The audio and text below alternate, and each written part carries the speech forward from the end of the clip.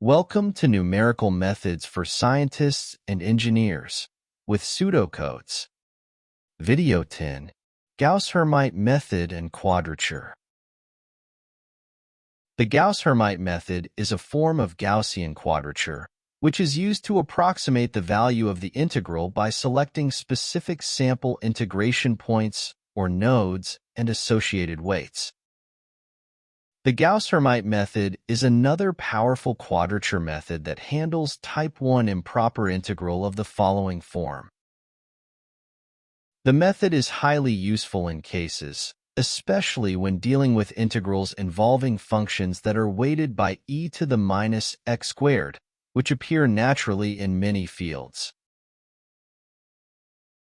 The integral is expressed as a weighted sum, where n is the number of quadrature points, xi and wi are the abscisses and corresponding weights, referred to as Gauss-Hermite quadrature, and Rn is the global error, which is defined as follows. Where the upper or lower error bounds for a GHN estimate can be determined from the absolute maximum and minimum values of 2nth derivative of f over the domain from minus infinity to infinity. The Hermite polynomials are defined as follows. Higher order or degree polynomials can be obtained from lower order ones using the following recurrence relationship. The first derivative of an nth order Hermite polynomial satisfy the following recurrence relation. The method uses a set of abscisses and associated weights to estimate improper integrals over the infinite domain, i.e., type 1 with domain from minus infinity to infinity. The abscisses for an n-point Gauss-Hermite quadrature are the zeros of the nth degree Hermite polynomial, i.e., the roots of hnx equals 0. The associated quadrature weights, based on the properties of these polynomials, are calculated from the following equation. Some integrals that are not in standard form, such as those without exponential factors, are transformed to standard form as follows, where gx is defined as e to the x squared times fx. Then we may write the approximation as a weighted sum as follows, where the weights in uppercase W are the modified weights. To obtain the abscisses, we calculate the zeros of the nth degree Hermite polynomial using the Newton-Raphson method. To start the iteration, provide the Newton-Raphson method with a smart initial guess, i.e., a guess very close to actual 0. For the ith root, an initial guess value close to true 0 is calculated by the following asymptotic approximation, depending on whether n is odd or even and less than 5. For n greater than or equal to 5, we calculate an initial guess value by extrapolation using 3 preceding zeros. The current estimate is obtained from the following Newton-Raphson iteration equation, where we calculate the derivative of hnx using the given recurrence relation.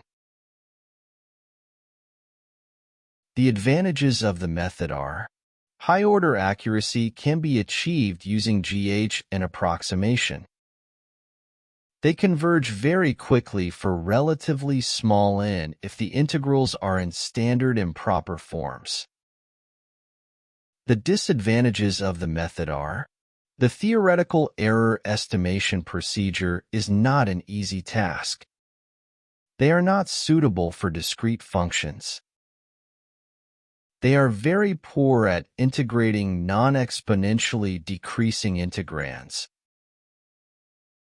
Highly accurate quadrature sets are required to compute integrals with high accuracy. Consider the following type 1 integral. Investigate the convergence of the integral using the Gauss-Hermite method for increasing values of n. The given integral is in the standard form. With a little bit of algebra, we can identify the function that is defined as fx, which is x squared e to the x.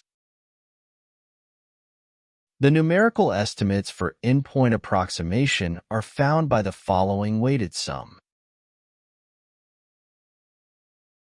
First, we illustrate how to calculate the abscisses and weights for n equals 4. Normally, we read the quadrature sets from tables, such as Table B3 of the Appendix B of the textbook, or use a computer code that calculates the quadrature set. To get the abscisses, we set h4x to 0 and find the roots of the fourth-degree polynomial, and place them in the table we construct. The weights are calculated using the following expression. Note that it requires the derivative of h4. For n equals 4, we calculate the weights as follows.